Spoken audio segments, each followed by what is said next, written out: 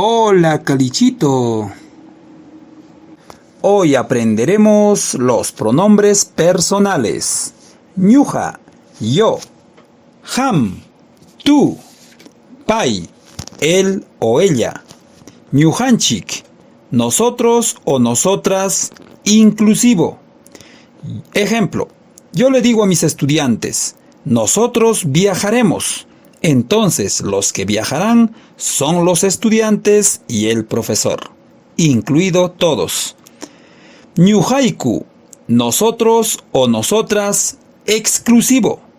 Yo le digo al director, nosotros viajaremos.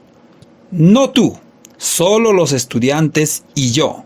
Excluimos al director del viaje. Hamkuna, ustedes. Paikuna, ellos o ellas. Ejemplos. Ñuja, yo. Ñuja mikuni, yo como. Ñuja anchata kuyaiki, yo te amo mucho. Ñuja pugllani, yo juego. Ham, tú.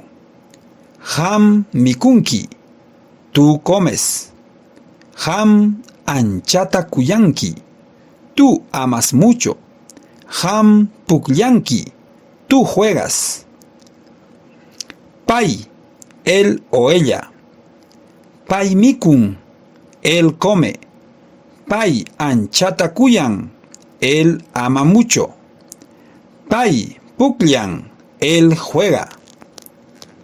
Ñujanchik, nosotros o nosotras. Ñujanchik mikunchik, nosotros comemos.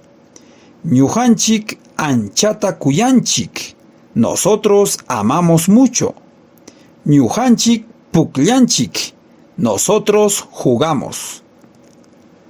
Ñujaiku, nosotros, nosotras. Ñujaiku mikuniku, nosotros comemos. Ñujaiku anchata kuyaniku, nosotros amamos mucho. Ñujaiku pukllaniku, nosotros jugamos.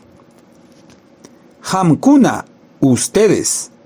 Hamkuna mikunkichik, ustedes comen. Hamkuna anchata kuyankichik, ustedes aman mucho. Hamkuna pukllankichik, ustedes juegan. Paikuna, ellos o ellas. Paikuna mikunku, ellos comen. Paikuna anchata kuyanku, ellos aman mucho. Paikuna pukllanku, ellos juegan.